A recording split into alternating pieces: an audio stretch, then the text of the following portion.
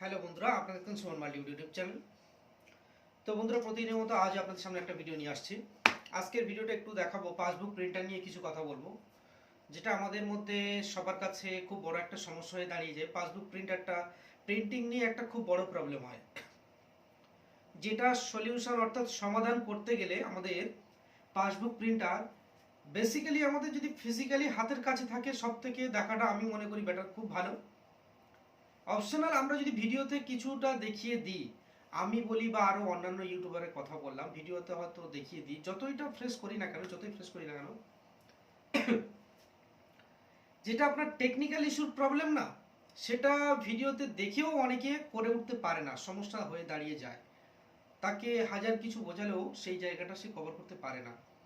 Windows Windows 10-এ একরকম হয়, 11-এ একরকম হয়ে যায়, বা দেখাচ্ছে কারো PLQ20 তার একরকম হচ্ছে, 20cc 22cc তার একরকম হচ্ছে, 35 PLQ সেটাও একরকম সেট হচ্ছে, 30-তে একরকম দেখাচ্ছে। হচ্ছে প্রবলেম কিছু না কিছু প্রত্যেকের হচ্ছে। তো এইগুলো প্রিন্টারের যে টেকনিক্যাল ইস্যুর ব্যাপারটা, এইটুকু আমি বলি যে প্রিন্টারের টেকনিক্যাল ইস্যুটা যদি ফিজিক্যালি কারোর সামনে থাকা যায় তো সব থেকে একটা ভালো হয়, বা কেউ যদি কাছে নিয়ে আসে। বাট এটা তো পসিবল না, না। হয়তো অনেক দূর থেকে অনেকে কাজ করছে, কেউ মালদা ডিস্ট্রিক্ট থেকে, কেউ বীরভূম, কেউ বাঁকুড়া, উত্তর দিনাজপুর, দক্ষিণ দিনাজপুর, বিভিন্ন ডিস্ট্রিক্ট থেকে সে কাজ করছে, কেউ আসাম থেকে কাজ করছে। আমি তো জানি আমার কাছে অনেকেই কন্ট্যাক্ট করে। তো যাই হোক, সেইগুলো দেখা যাচ্ছে তাদেরকে, যারা নতুন হয় বিশেষ করে, তাদেরকে একরকম একটা কথা বলে তারা বুঝে উঠতে পারে না। যাই হোক, আজকের আমি অতটা কথা বাড়াচ্ছি না, যেহেতু টেকনিক্যালি ইস্যু নিয়ে ওইভাবে বললে কারোর মাথার মধ্যে আসবে না। যতটুকু একটু কিছু ভালো কিছু করে দেখাতে পারবেন, সেইটুকু একটু বুঝতে পারবেন। তো প্রিন্টারের বিষয়ে আমি যদি ভালো মন্দ নিয়ে কথা বলি, বর্তমানে আমাদের ওয়েস্ট বেঙ্গল গ্রামীণ ব্যাংকে আমি মনে করি PLQ20 প্রিন্টারটা সব থেকে ভালো কাজ করছে এখন।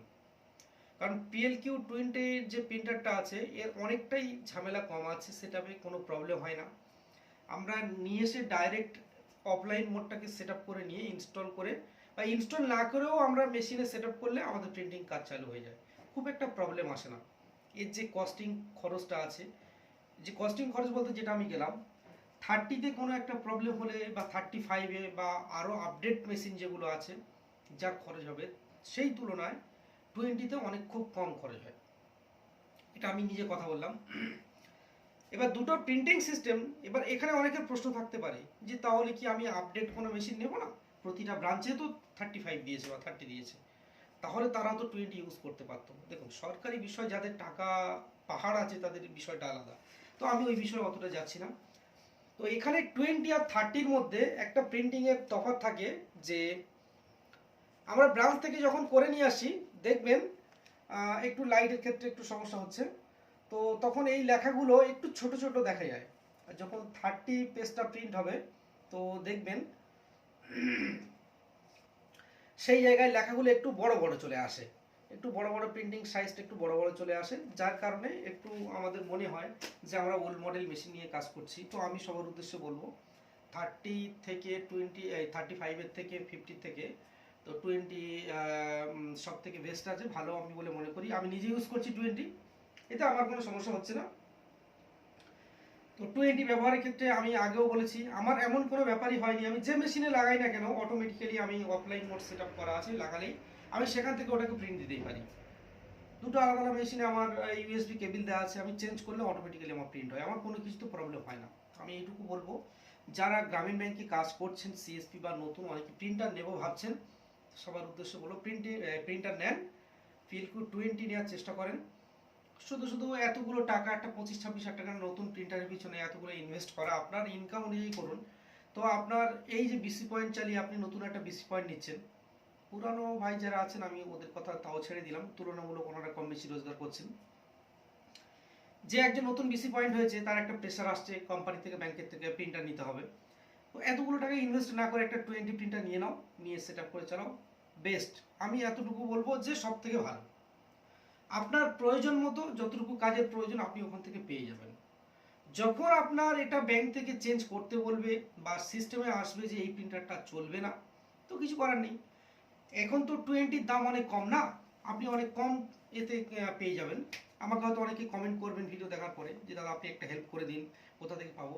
আমি সত্যি বলতে এগুলো আমি খুব একটা নিজের সময় পাই না, অতটুকু কাউকে করতে পারি না, অনেকের ফোনই রিসিভ করতে পারি না।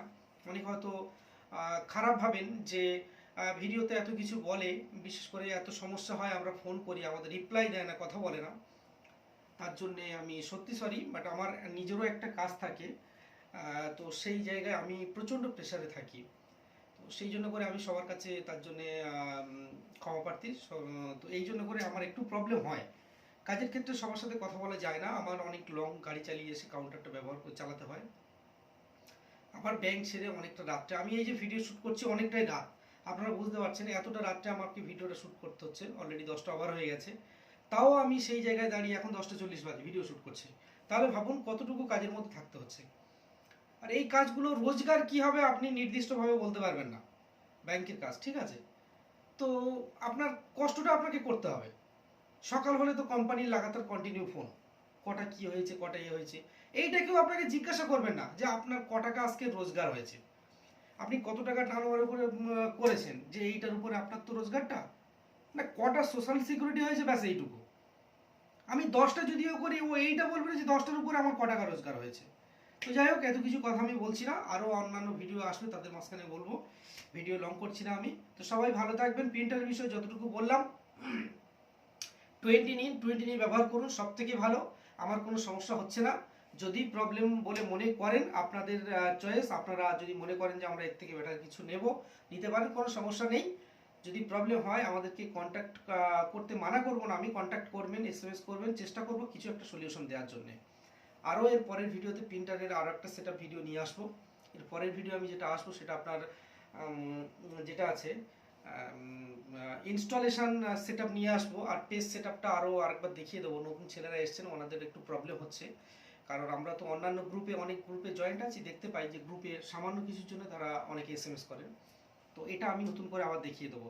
তো বন্ধুরা ভালো থাকবেন সবাই, শুভরাত্রি। তো আজকের ভিডিও এই পর্যন্ত। অবশ্যই আমাদের ভিডিওগুলো একটু বেশি বেশি করে সবার কাছে শেয়ার করবেন। একটা রিকোয়েস্ট আমার কাছে, যে আমরা WBGB CSP তুলনামূলক অন্যান্য ব্যাংকের থেকে অনেক, তো আমরা এখনো কেন সব জায়গায় ছড়িয়ে আছি, আমরা একটা প্ল্যাটফর্মে কেন আসতে পারি না, আমরা একে অন্যের কথা কেন বলতে পারি না। আপনারা SBI তে ছেলেদের দেখুন, তারা দেখেছেন অন্যান্য ব্যাংকের ছেলেদের সাথে খুব একটা যোগসূত্র আসতে, তারা নিজেরা একটা গুডউইল করে রেখে দেয়, তাদের খুব বড় একটা নেটওয়ার্ক, যেটা আপনাদের মধ্যে নেই। আমরা চাই আমাদের নেটওয়ার্কটা সেরকম হোক, একটা শক্ত জায়গা আসুক, বড় কিছু হোক, আমরা ভালো কিছু বলতে পারি, ঠিক আছে। তো অবশ্যই সবাই ভালো থাকবেন বন্ধুরা।